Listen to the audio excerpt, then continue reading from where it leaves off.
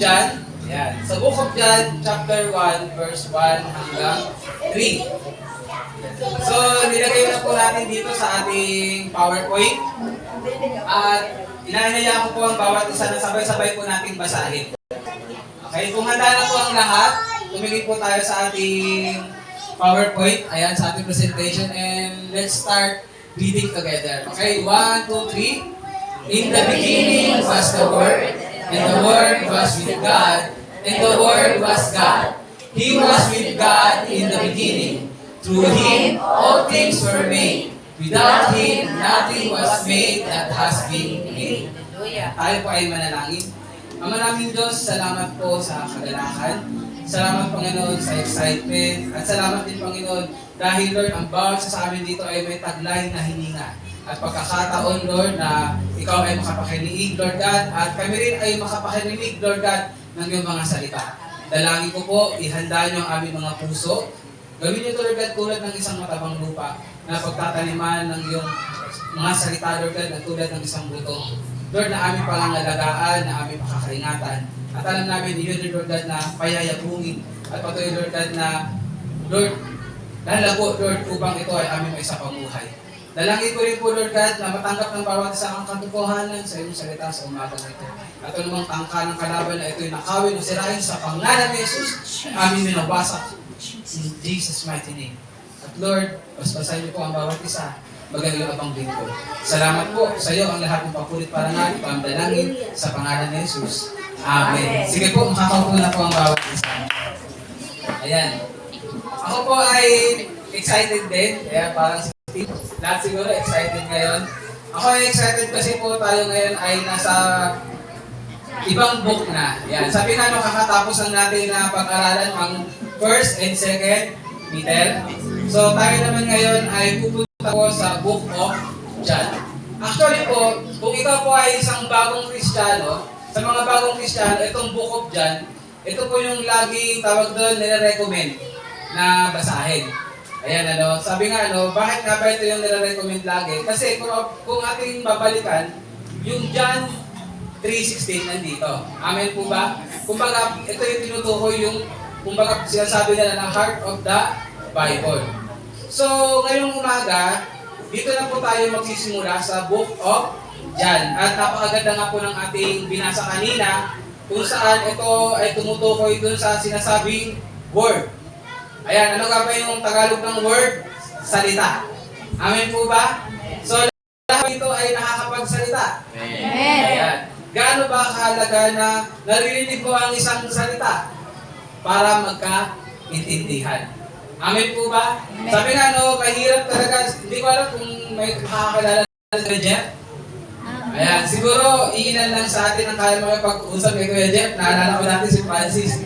Ayan, paborito ni Kuya Jeff kausapin, siya at ako. Kasi parang kami yung may tiyaga na mag-ganon. Pero ang hirap talaga.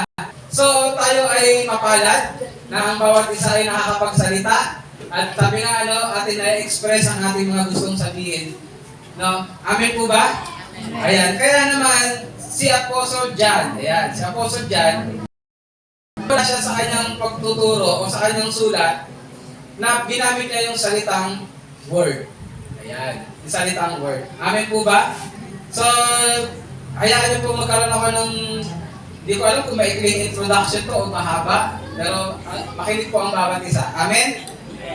So, the writers of the four Gospels. Ano nga po yung four Gospels? Sino nakakatanda? Matthew, Mark, Luke, and John.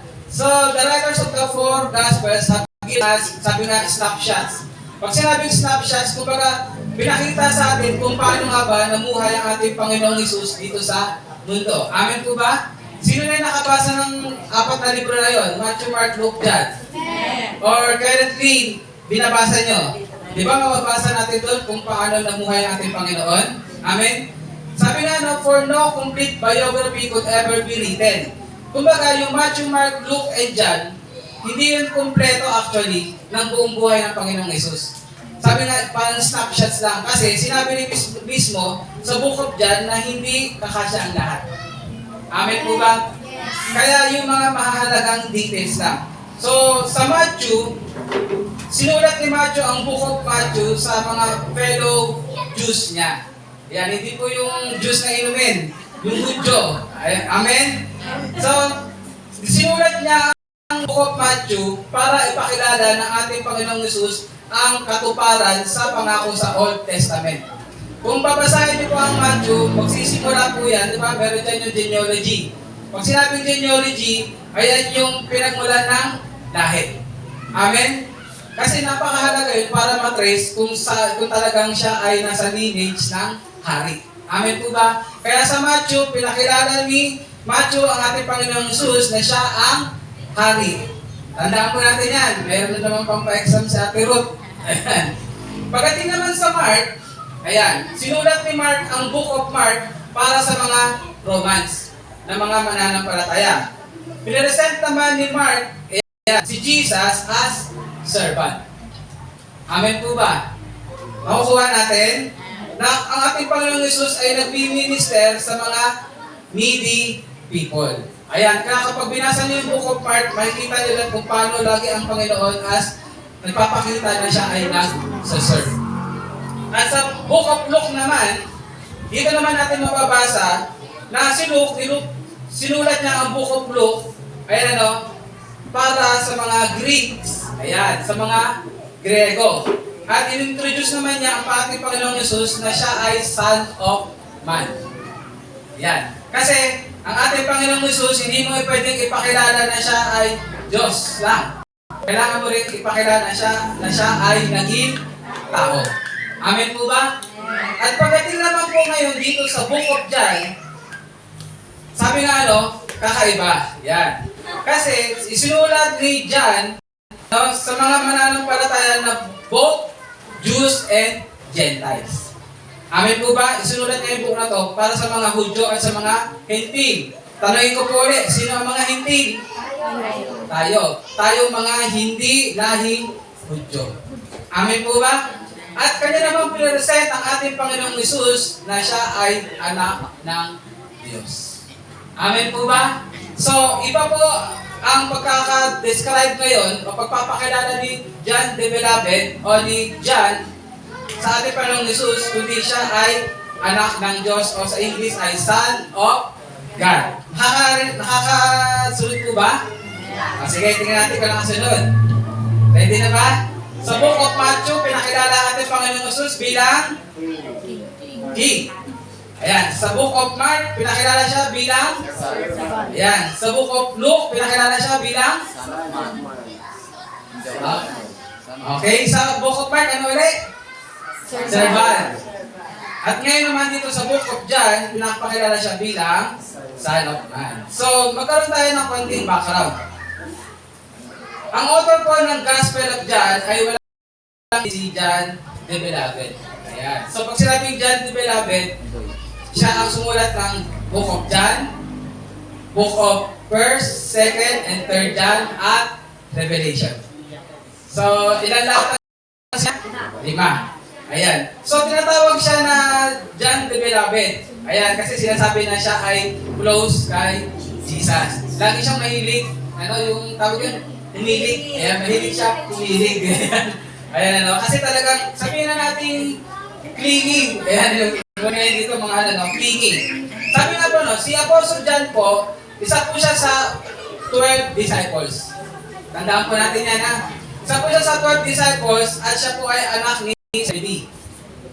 At si John po ay isang fisherman by trade. Ayan, siya po ay mangingisda, at siya po ay mas batang kapatid ni James. Ayan. Sabi na, tinatawag siya na disciple whom Jesus loved. At si John the Beloved po ay, siya ay eyewitness mismo. Ayan, sa many events sa Jesus. Okay? Ibig sabihin, dahil siya ay isa sa 12 apostol, talagang siya ay saksi sa naging ministry ng ating Panginoong Hesus. Amen po ba? Kasama dyan ang crucifixion at kasama na din dyan ang resurrection ng ating Panginoong Jesucristo. Amen po ba? Makukuha natin. At ang Gospel of John po ay nasulat around 85 to 95 AD. Ayan. So, mas marapit na nga ito. Sabi na, isa ito sa mga huling na isulat. Ayan. Bakit kaya? Kasi, alam naman natin na sa mga apostol, ang huling na itala na buhay ay si Apostle. Amen po ba? Ayan. So, naisulat ito na Apostle John. Sabi nga dito, probably, nung siya ay nasa Ephesus pa, o yung tinatawag ngayon na modern day Turkey. Okay po ba? Sino nakakalam nung bansang Turkey? O, alam niyo yung Turkey na inuulam? Ayan. Pero ang sinasabi po dito ay yung bansang Turkey. Ayan. So, hindi ko napapaka-lawigin pa. Mahaba po ba yung introduction? Ayan, hindi naman. Ayan. So, kung tayo ay magsisimula ng book of John, when we open the Gospel of John, hindi tayo sinimulan nito doon sa kapanganakan ng Panginoon. Sino dito yung excited sa Pasko?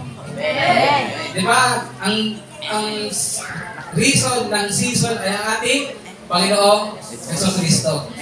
Pero mababasa mo yan sa Matthew, sa Mark, at sa Luke. Pero pagdating sa John, hindi sinimulan ni John sa kapanganakan ng Panginoon. Hindi rin naman ito sinimulan doon sa mga shepherds na magbabalita sa kapanganakan ng Panginoon. Amen po ba? Pero sinimulan ito ni John sa isang kwento o sa isang pagsisimula tungkol sa eternity. Amen po ba? So pag sinabing eternity, ito yung parang hindi mo alam kung paano nagsimula. Amen po ba? Pero nagsimula pa bago pa ang simula. Anong ibig sabihin nito? Gusto ni Apostle John na makita natin ang Panginoong Hesus sa kanyang eternal glory. Ayaw ni John na makita natin siya na pinanganak sa sabsaban.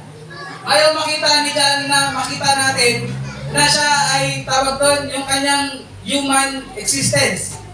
Kundi pinapakilala ngayon dito ni Apostle John kung ano nga ba at saan talaga nagmula ang ating Panginoong Jesucristo. Amen po ba? Amen. Sabi nga no, before creation, before time, and before anything existed. Doon pinakilala sa atin ngayon ni Apostle John ang ating Panginoong Jesucristo. Kaya nga sabi nito, He introduces us to the word Logos. Ayan. Sa Greek, pag sinabing word, ayan ay Logos. Sabi nga, no, napakahalaga sa kanila yan, yung Logos na salita. Kasi dyan kung ano ang simula at wakas. Ano nga ba? Sa English alphabet, ano ang unang letter? A. Ano ang last letter? Z. Ano po? Z. Iba, Z. Iba, Z. Ano po ba talaga? Z.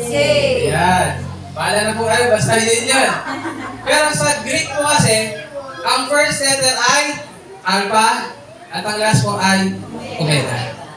Ayan, kaya ang daming ginamit yan sa mga fraternity. Alpha, Kappa, Rho, yung mga ano, kasi gusto nilang ipakita na sila yung una.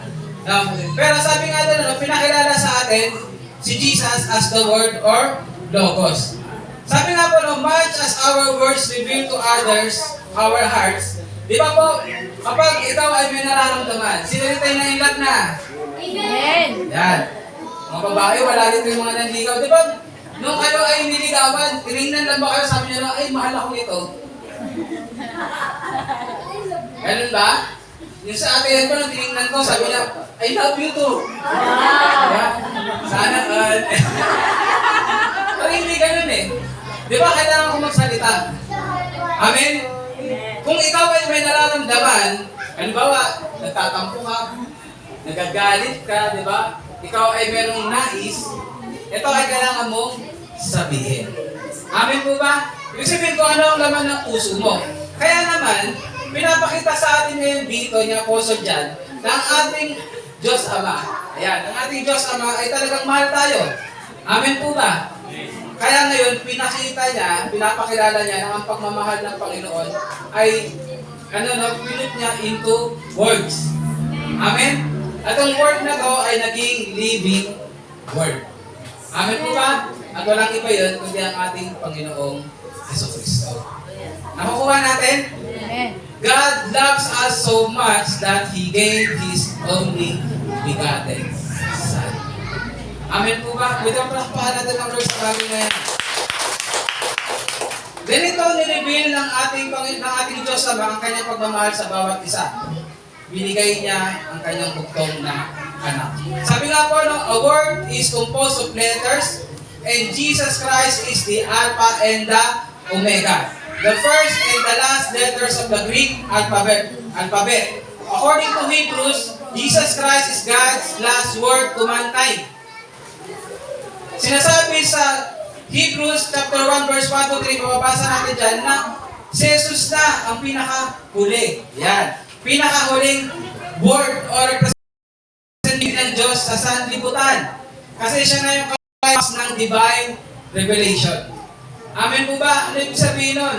Wala nang ibang daan sa kaligtasan. Wala nang ibang magpapakita ng pag-ibig sa atin ng Lord kundi pamangita lamang ng ating Panginoong Jesucristo. Amen po ba? Kaya napakahalaga na magsimula si Apostle John sa kanyang pagtuturo na ipakilala niya ang Panginoong Hesus bilang Logos o Word. Amen po ba? Para maunawaan ng mga tao na ang ating Diyos Ama, hindi lang siya basta nagmamahal sa atin, kundi ibinigay niya through His Word, at yung Word na yon ay naging living Word. Amen po ba? Ako kuha natin. Amen. At ngayon, pinapakita naman ngayon, sige Kuya Renzi, yan. Tumingin po kayo sa harap. Yan, dito po sa ating PowerPoint. Kung babasahin natin, in the beginning was the Word.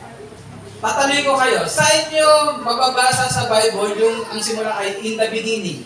Genesis. Yan, sa Genesis. Amen po doon. Diba sinabi doon? In the beginning, God created the heavens and the earth. Kumbaga, sinabi doon, sa simula, nilikha ng Diyos ang langit at ang lupa. Pero pagdating dito, sinabi, in the beginning was the Word.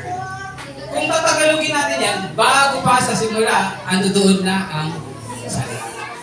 Kung sa Genesis, sinasabi doon na ang lahat ay nilikha sa simula. Pagdating dito, sinasabi na ang salita ay nandoon na bago pa ang simula. Amen po ba? Amen. So, pag-aaralan natin ngayon, ano nga ba ang sinasabi ngayon? Sa salita na ito, ano ang gustong iparating sa atin ng Apostle John? Sino mo yung nakakatanda last week ng word sa atin ng Lord? Sabi ng Lord, di ba? Do you love me? Amen? Kaya naman, ang Lord kasi, ang maganda sa Kanya, hindi lang siya basta nagtatanong. Lagi siyang nagbibigay ng rason para magkaroon ka ng response sa bagay na yun. Amen po ba? So sa pag-aaral natin ngayon, sa pag-aaral natin, wala tayong ibang sinisik, kundi ang ating Panginoong Jesucristo. Amen po ba? Mapa-Genesis siya ng Revelation, ang dapat mong mas nakikilala ay ang ating Panginoong Jesucristo. Laging tumututok kung sino ang Panginoong Jesus. Laging tumututok kung ano ang ginawa ng Panginoong Jesus. Ang laging tumututok ay kung gaano ka kamahal ng Panginoon at anong nabubuo sa iyo ang pag-ibig mo sa Panginoon. Kaya ngayong umaga, ito ang binigay ng Lord na book na pag-aralan natin kasi gusto ng Lord, mahalin mo siya. Gusto ng Lord, mahalin mo siya. Na hindi na maglalaban sa puso mo. Pag Lord, sa'yo makita ko. Lord, basta sa'yo pupunta ako. Lord, basta sinabi mo, gagawin ko. Susundin ko. Amen po ba? Ayun yung gusto buuin sa atin ng Panginoon sa umagang ito. Kaya ngayon, ipapakilala sa atin ng kanyang kung sino nga ba siya. Amen. So, handa ka na bang mahalin ng Lord? Amen. Ayan, ang higit sa lahat. So, ngayon, pag-alalan natin, ano nga ba ang gusto ipakilala sa atin ng Apostle John kung sino ang ating Panginoong Jesucristo? Unang-una po, simple lamang po ito, pero rock. Ibig sabihin, iuuntog sa ulo natin para matuto tayo. Pero, mas makita natin ang kahalagahan na mas ma-appreciate natin at mas respetuhin natin ang ating Panginoong Jesus. Alam niyo po yung kanta kanina, we cry, holy, holy, holy. Na yung binasa ni Kuya Renzi, grabe po ang worship ng mga anghel sa ating Panginoon Jesus dun sa langit. Amen? Kaya nakapang kanina nagtutugtugan tayo, may prayer lagi, Lord, kung paano ka sinasabay dyan sa langit, Lord, ayun po yung gawin namin dito. Tulungan niyo po kami. Ma-experience namin at magawa namin para sa iyo. Amen? At alam ko sa bawat sa kaninang umaawit na galing sa puso nila talaga sumasamba, nagkaroon tayo ng glimpse. Yan. kung ano nga ba ang worship na ginagawa nila doon sa langit para sa Panginoon. Amen po ba? Ayan. So, ang daming segue ni Pastor. Tuloy na tayo. Yan. Unang bagay, gusto ko ipakilala sa atin ni Apostle John that Jesus Christ, ano daw po, is the eternal Word. Pag sinabing eternal, ibig sabihin, pang walang hanggan. At kapag sinabing pang walang hanggan, ito ay walang simula.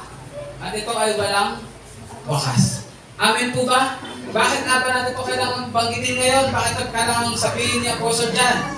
Kasi meron mga nagtuturo na si Jesus ay created being. At hindi ko na itatago sa inyo kung sino mga nagtuturo ng ganon. Ang dating daan, tinuturo din na created being si Jesus. Okay? Ano pa ba ang mga ang INC? Ito ay sinasabi ko sa inyo dahil mahal ko kayo. Hindi para marinan ako ano. Sinasabi ko ito sa inyo dahil ito yung talagang tinuturo nila. Amen? Maging ang mga Jehovah's Witness, sinasabi din nila yan. So tingnan natin ngayon, hindi sa salita ni Pastor, kundi sa salita ng Diyos. Alam nyo ngayon, masabi ko lang, nalulungkot ako sa social media. Alam nyo kung bakit? Ang Kristiyano sa Kristiyano nagbabanggangan. Pero hindi nila tinutuwid yung mga maling katuruan ng ibang sekta. Tahimik sila. Nagpapanggahan sila. Sabi ko, Lord, sana mangyari na tayuan nila, huwag sila mahiya. Kapag sila nasa pulpito, sabihin. Amen po ba? Amen. Kung mababasa nyo nga sa Bible, sinasabi yan mga apostol na ito, si ganyan, nagtuturo ng mali. Hindi sila natatakot. Bakit? Kasi mas nahihiya sila sa Diyos, mas natatakot sila sa Diyos kaysa doon sa mga yun. Amen po ba? So, balik tayo. Ayan. Kasi may nagtuturo sa ngayon na ang ating Panginoon Jesus ay created being. Na ang ating Panginoon Jesus ay may simula kasi sinasabi nila na pinanganak. Totoo naman pinanganak ang Panginoong Jesus. Amen po ba? Amen. Hindi rin natin pwedeng i-deny yun. Kasi sinabi rin sa Biblia na kapag ikaw ay hindi naniwala na ating Panginoong Jesus ay hindi naging tao, hindi ka rin tunay na sumasampalataya. But then, you can also deny na ating Panginoong Jesus ay deity, na siya ay Diyos. Amen po ba? Kaya ayun ngayon na sinasabi dito that Jesus Christ is the eternal Word. Sabi mo nga sa katabi mo ang ating Panginoon Jesus ay walang hanggan. Kailangan yan panghawakan mo, kapatid. Kasi pag di mo pinanghawakan na maniniwala ka na ang Diyos ay created being. Na ating Panginoon Jesus. So kung siya ay created being, tandaan nyo, hindi siya Diyos. Dahil walang Diyos na nilikha. Ang tawag doon, Diyos, Diyosan. Malinaw po ba yun? Amen. Okay, tuloy tayo. Yan. So, ano na sabi? In the beginning was the Word. So, bago pa ang simula, doon na ang salita. Anong sinasabi dyan? Sabi dyan, echoes Genesis 1:1. Sabi na, diba, in the beginning, God created. But here, sinabi dyan, before the Word already. No, dyan na yung word na was. Yan, hindi ako magaling sa English, pero sabi ko yung was. So, ibig sabihin yan ay nakaraan na, di ba? Nandoon na. Amen po ba yung English? Ayan. Pag hindi natin naluwahan yung was, akala natin yung naghuhugas. Was. Ayan, pero was yan. Okay? Yan. He did not come into being, but He always existed. Amen po ba? Kapatid, kailangan pang hawakan mo yan. This tells us that Jesus is not, ano daw? A created. Nakasan natin pagbasa. 1, 2, 3. Jesus is not a created being. Do you agree? Amen. Yan. He is timeless, existing before the universe began. Ang tutulog mo lang ang lahat.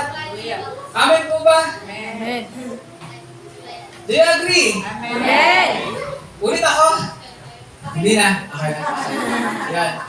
So, He existed in the beginning, not because He had a beginning as a creature, but because He is eternal. Amen po ba? Kasama po yan sa ating 16 fundamental of truths. Amen. Amen. Na ang ating Panginoon Jesus ay Diyos. Kung ikaw ay sa Assemblies of God, Kailangan nananampalataya ka ng ating Panginoon Jesus ay Diyos. Pero, set aside assemblies of God. Kung ikaw ay mananampalataya ng Panginoong Jesus, dapat nananampalataya ka na siya ay Diyos. Amen po ba? Amen. Bakpakan natin ang Lord. So ano na yun? Yan. Kung ating Panginoong Jesus ay Jesus, si Jesus ay eternal word. Ito yan mga kapatid. Because Jesus is eternal, He can give eternal life. Dahil ang ating Diyos ay eternal, ibig sabihin siya rin na may kakayanan magbigay ng buhay na walang hanggan. Kaya nga yung ibang mga sekta na niniwala sila sa mga patay, namatay na, walang kasiguraduhan tungkol sa eternal life. Kasi alam nila na natiling patay. Pero ang ating Panginoong Jesus, before, yan, ang lahat ay magsimula, He already existed. Therefore, He can give us eternal life. Kaya nga sinabi doon kung sino ang sumampalataya sa Kanya, magkakaroon daw ng ano? Buhay na walang hanggan. Why? Because Jesus is eternal. Amen po ba? Ano bang ibig sabihin nun? Ibig sabihin ng ating pananampalataya ay tayo ay sigurado. Amen? Our faith rests on someone who is not temporary. Amen? But our faith rests to someone or to the one who is everlasting. Amen po ba? Buhay ang ating pinanampalatayanan, hindi patay. At siya ay buhay magpa kailanman. Kaya nga nagawa yung tawag doon, yung kanta na inaasal-asal. Alive, alive, alive forevermore. Sunod, my Jesus is alive, alive forevermore. Alive, alive, alive forevermore. My Jesus is alive forevermore. Amen? Kailangan panghawakan mo yan. Hindi na dahil sa resurrection, kundi panghawakan mo rin bago pa siya. So, do you agree? And sabi nga, ikaw ba ngayon ay kumbinsido na ang ating Panginoon Jesus ay ang eternal word? Ay, parang hindi pa. Kaya sige, punta tayo sa number 2, tatlo lamang po ito. Yan. Basahin natin sabay-sabay. 1, 2, 3. Jesus Christ is the divine word. Ano nga ba yung verse na nakalagay dyan kay Renzi? Ito. Dito natatalo lagi. Yung ibang mga hindi nananampalataya ng ating Panginoon Jesus ay Diyos. Lagi na lang sinasabi nila dyan na tao siya. Gawin na lang natin word by word. Sino rito yung gusto magbasa ng word by word? Amen. Tapos sabihin nyo sa akin kung hindi nyo nabasa na sinabi niya na ating Panginoong Jesus ay Diyos. Okay? Ano sinabi? Dahan-dahan basahin natin. 1, 2, 3. And the Word was with God. And the Word was God. Ano daw? And the Word was God. Kahit siguro Tagalogin natin. Ang salita ay kasama ng Diyos at ang salita ay Diyos. Ngayon yung sabihin sa akin na hindi sinabi sa Bible na si Jesus ay Diyos. Kahit anong gawin nilang pagbalo-baloktot na twist, twist, twist, twist. Sabihin nyo na lang sa kanila, babalik kita sa kinder para makatuto kang magbasa at umunawa. Amen? Anong ibig sabihin? Sinasabi dyan na ang ating Panginoon Jesus ay Diyos. Mga kapatid, napakalinaw na yung minamahal mo, yung pinagsisilbihan mo, yung sinasamba mo, ay Diyos. Amen po ba? Hindi ka sumasamba sa tao lang. Hindi ka nananampalataya sa tao lang. Hindi ka naglilingkod sa tao lang. Amen? Ang ating Panginoon Jesus ay Diyos. So anong ibig sabihin niya? Sabi niya, ano? The Word was with God. Kaya nga doon sa Genesis, mababasa dyan yung sinabi ng ating Diyos, Ama, na let us, di ba sinabi let us? Sino yung nakabasa nun? So, ang iba sinasabi doon, ang kausap doon ng Diyos ay mga anghel. Hindi po. Ang kausap doon ng Diyos, Ama, ay walang iba kundi ang Panginoong Jesucristo at ang banal na Espiritu Santo. Ang tawag doon sa kanila ay Elohim. Amen? Plural form pero God in plural form. Isang Diyos pero pinapakilala sa tatlong persona. Ano nga uli yun? God the Father, God the Son, the Holy Spirit. Pastor, saan sa ulo? Paano nangyari yun? Kaya doon pumapasok lagi sinasabing faith. Hindi nawaan lahat, pero kaya mong mananampalataya. Amen po ba? Pero lagi naman pinapakita sa atin kung paano. Amen? Kaso wala ang iba ay talaga ay matigas lang ang ulo kasi ang ulo ay ang talinong sarili. Pero sinabi sa salita ng Diyos, ang katalinuhan ng tao ay pawang kamangmangan lamang sa harapan ng Diyos. Amen po ba? So, huwag na tayo magtali-talinuhan sa harapan ng Diyos. Kasi hindi natin anong kailangan daw? Tayo ay mananampalataya. So, sabi niya, the Word was with God. It shows relationship. Bago pa nalikha ang lahat, ando doon ang Panginoong Jesus at pinapakita na doon ang relationship with the God, the Father. Amen po ba? Kaya huwag na kayong magtaka, pag binabasa niyo yung four gospel, ang ating Panginoong Jesus ay nananalangin sa Ama. Amen? Because it shows relationship. Ikaw ba anak? Sino dito yung mga anak? Kinakausap niyo ba nanay niyo? Tatay niyo? Bakit? Meron kayong relationship. Amen? Amen po ba? So, it shows relationship. Kaya pa na kayo magtanong. Kasi yung iba, bakit na daw ba nananalangin ng Panginoon Jesus? Kasi sabi, tao lang siya eh. Hindi. Diyan na naman papasok yung paliwanag because of his relationship before the world began. Meron na silang relationship. Amen po ba? Amen. So, the Word was with God. Ibig sabihin, magkasama na sila. At yung pangalawang pinakamahalaga, and the Word was God. Ano daw yun? Showing His divine nature. Mga kapatid, sa umagang ito, we need to be convinced, we need to have that faith that our Lord Jesus Christ is divine. Amen. He is not just the eternal Word, but He is also divine. Amen po ba? Amen. So sabi niya, this speaks of the Trinity. These three persons, yet one God. Okay, mag-alala, darating din tayo dyan. Pero dito muna tayo. Kaya sinabi yun sa John 8:58. Kasi itong mga Israelita, mahilig silang magyabang. Yan, lalo na yung mga Pariseo, mga Sadduceo, lahat ng mga tumutulig sa ating Panginoong Jesus. Lagi nila sinasabi, kami ay laging sa lahi ni Abraham. Kami ay mga anak ni Abraham. Kaya sino ka para sabihin yan? Eh wala ka pa. Hindi ka pa pinapanganak sa panahon ni Abraham. Ngayon, sinabi ng ating Panginoong Jesus, ano daw? Before Abraham was, I am. Ngayon, sabihin na naman ng mga nagsabi na walang sinabi ang ating Panginoong Jesus na siya ay Diyos. Ituro nyo sa kanila ito, John 8:58. Because nung pinakilala ng Yahweh ang kanyang sarili, sinabi niya, I am the great I am. Amen po ba? Which is, sinabi rin ng ating Panginoong Jesucristo.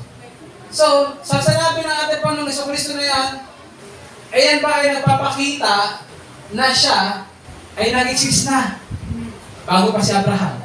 Yes. Napakalinaw po. Tama? Amen. Kaya sinasabi nila napakalinaw na huwag kayong magmalaki. Amen? Sinasabi nila sa mga nagsasabi, hindi nyo alam sinasabi yun.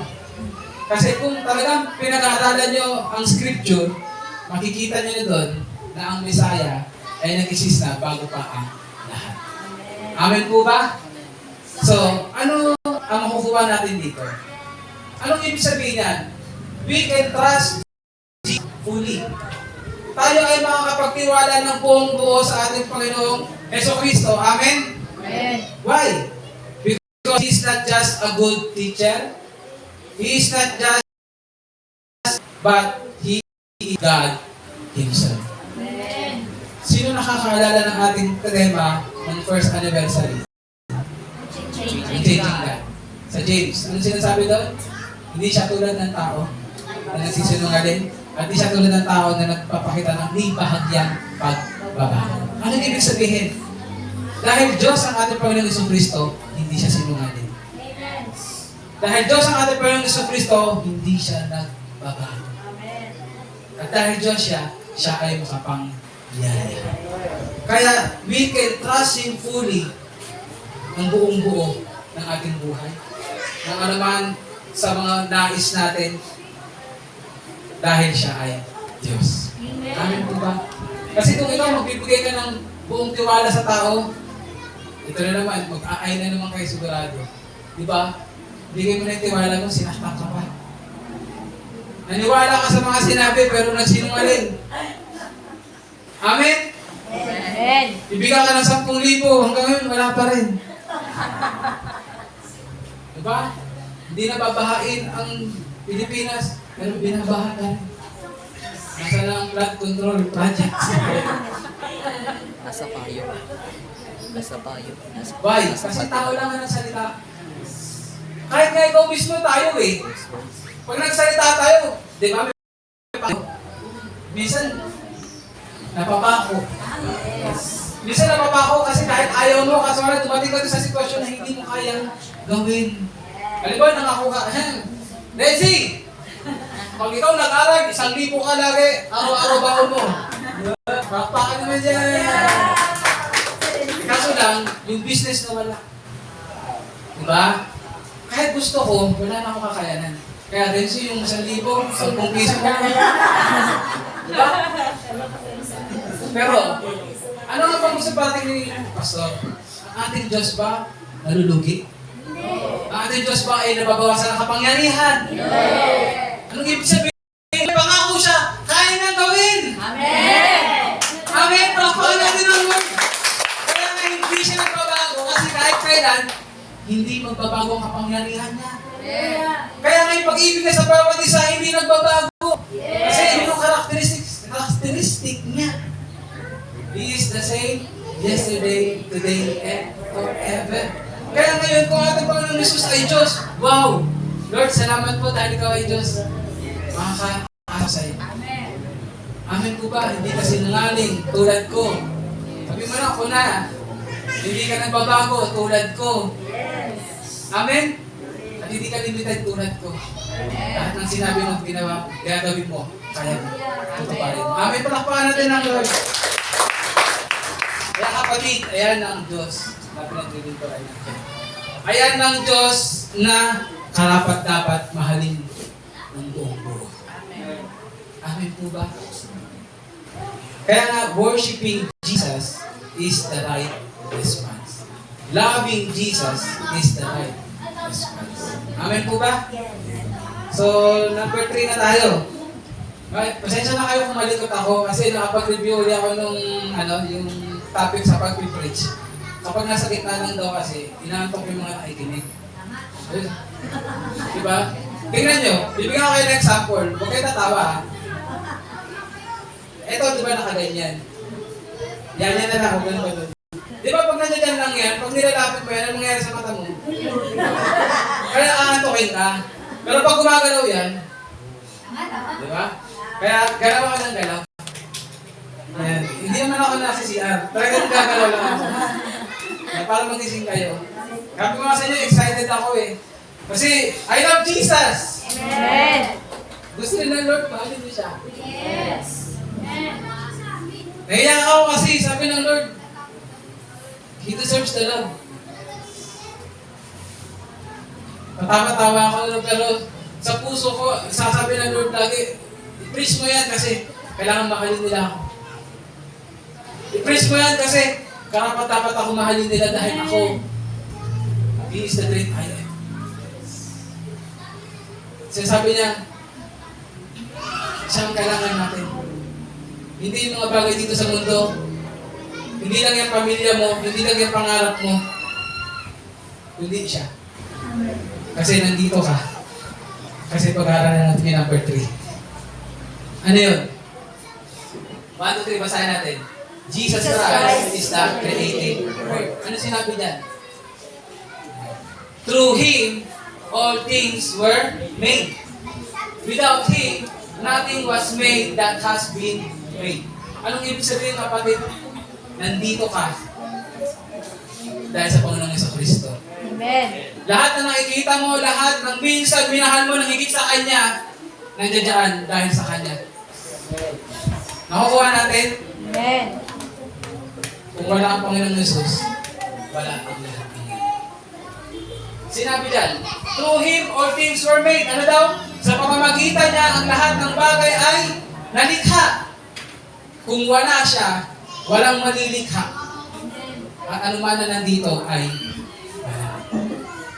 Amen? Amen. Anong ibig sabihin nun? Jesus is not just eternal and divine. He is also the agent of creation.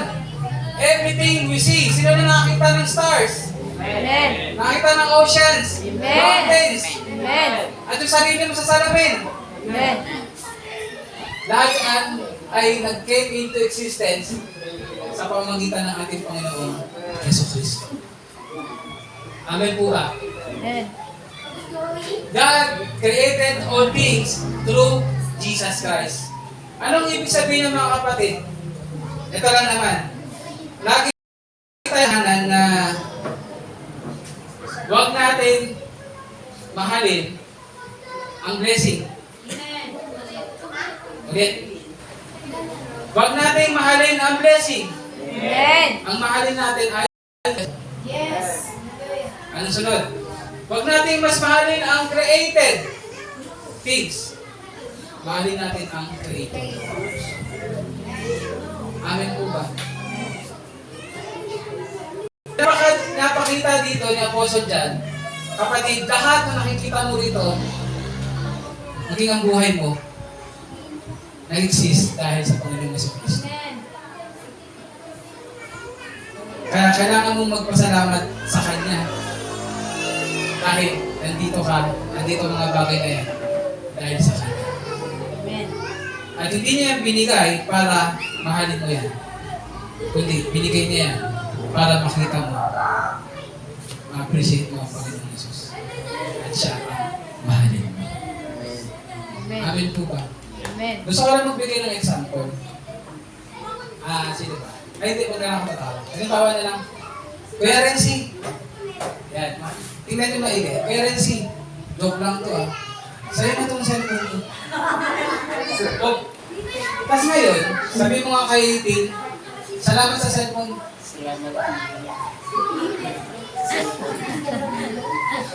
Sino nagbigay? Kaya mo siya nagpili doon sa Lord daw. Tamaan ako ng lightning dito. Di ba ako nagbigay? Pero nagpasalamat sa kayo. Ano kayo mararamdaman ko?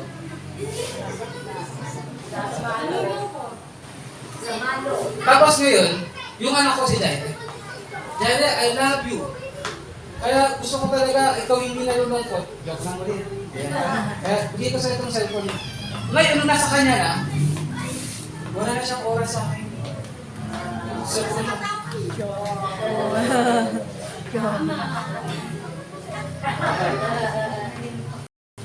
Anak! Pamasahe naman. Ganun naman talaga ako sa kanya eh. Ayan o. Kasi nag-cellphone pa ako. Diba? Pinapakita na ngayon na mas minahal niya na yung binigay ko. Oras sa akin. Hindi niya nakita na kaya ako mayroon na yung naliliba kasi sa kanya.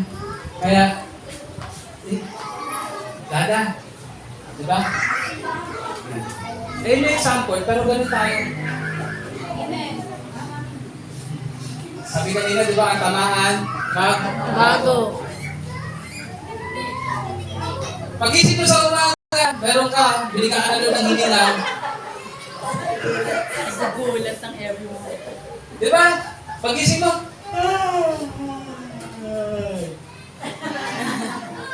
Rico. nakakatawa na pero nagagawa natin. Ibig sa magpasalamat tayo sa nagbigay ng hininga, sasabihin mo pa, ano ba yung yung parang post mo ngayon? Walk up like this.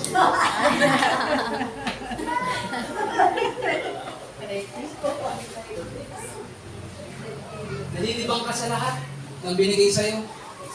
Pero nakalimutan mo na yung nagpala sa'yo. Pinamahal mo na yung binigay sa'yo ng lubos. Pero nakalimutan mo na yung nagbigay. Pinagpalit mo na si Lord sa pamilya mo. Pinagpalit mo na si Lord sa pangarap mo. Pinagpalit mo na si Lord sa bagay dito sa mundo. Sasabihin sa atin ng Lord, tatalagin na sa atin. Parang sasabihin ng Lord, hi, nandito pa ako. I love you. Alam niyo ba, araw-araw sinasabihin tayo ng Lord na I love you? Paano mo nasabi yan? Kasi sinabi sa Bible, this love endures forever. Amen? Kaya ito, sinasabi niya that Jesus is the creative word. Kasi gusto ng Lord maunawaan mo eh. Na kung anong meron ka, nagita dahil sa Kanya. At ang mismong buhay mo. Kaya huwag mo makakalimutan na mas unahin mo siya. Kasi kung wala siya, wala lahat. Amen po ba? Amen. Sinabi po sa Colossians 1:16, basahin ko sa inyo. For in Him all things were created. Things in heaven and on earth, visible and invisible, whether thrones or powers or rulers or authorities. All things have been created through Him and for Him. Ano daw? Through Him and for Him. Ano ibig sabihin? Nilikha ka ng Diyos para sa Kanya. Ano daw ulit? Nilikha tayo ng Diyos para sa Kanya. Anong ibig sabihin nun? Ang buhay mo ay para sa Panginoon. Ang pag-ibig mo ay para sa Panginoon. Amen. Huwag mong ibigay sa temporary dito sa mundo. Mahalin mo yung minamahal ka ng pangwalang hanggan. Mahalin mo yung sasamahan ka ng pangwalang hanggan. Amen. Hindi naman sinasabi ng Lord na huwag mong mahalin yung iba eh.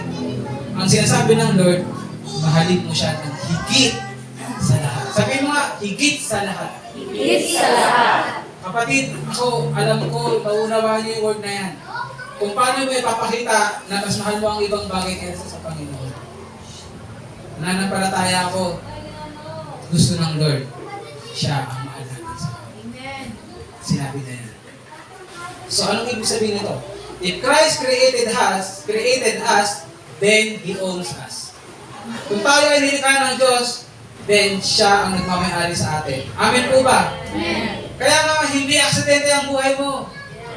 May purpose siya kasi nilikha ka ng matalinong Creator. Yes. Kung hindi matalino ang Diyos, ang mata mo nasa paa.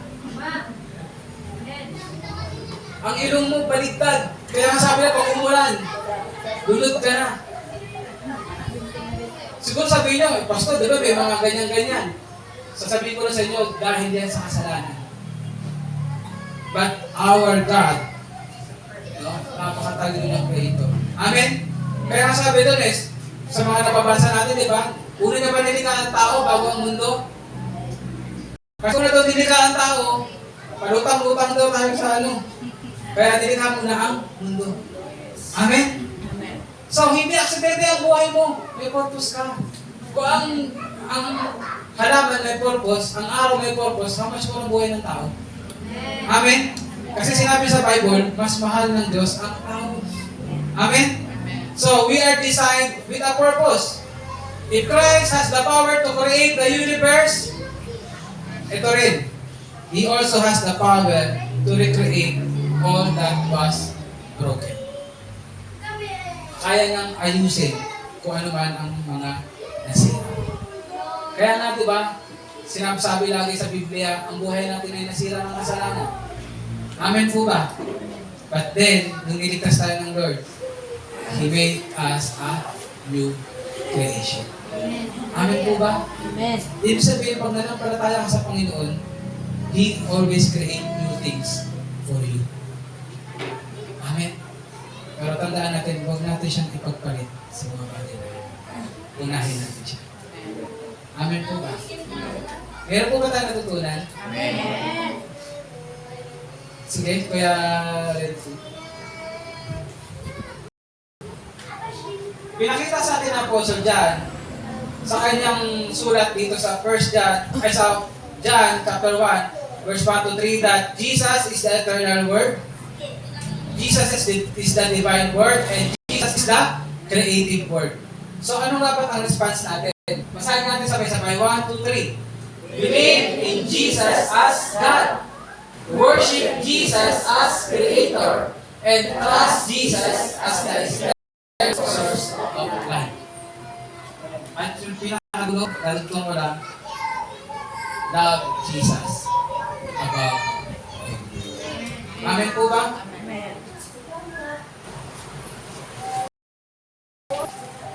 I pray na sa pagpapakilala sa atin ng salita ng Lord, ngayong umaga sa ating Panginoong Jesus, mas na-appreciate nyo kung sino ang Panginoon.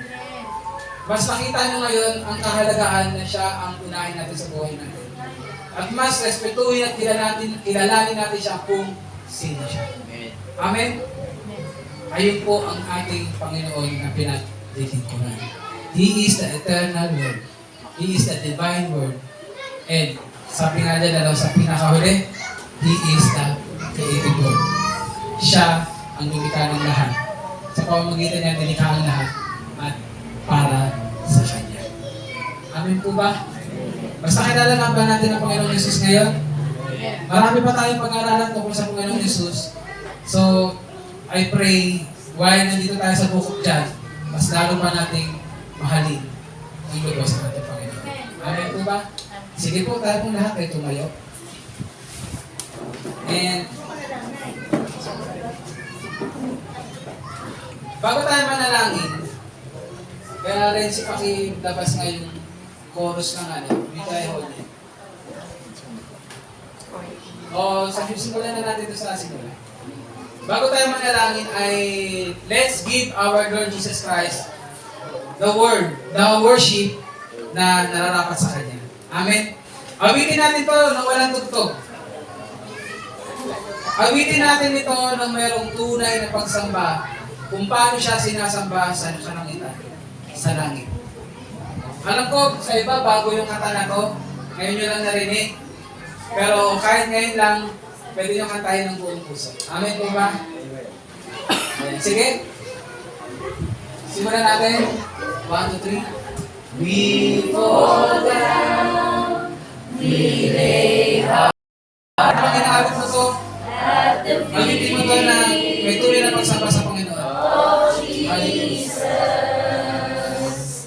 the greatness of His mercy and love at the feet of Jesus. Bisa pa, we fall down. We fall down. We lay our crowns at the feet of Jesus. The greatness of His mercy and love at the feet of Jesus. We cry holy. We cry holy. Lift up your hands to our Lord this morning. Makalilitas mo yung mga kamay. Habang inaabot mo ang part na to. At kilalanin mo kung gano'ng kabanal ang ating Panginoong Jesus. Cry holy, holy, holy is the Lamb. We cry holy. We cry holy, holy, holy. We cry holy, holy, holy. We cry holy, holy, holy is the Lamb.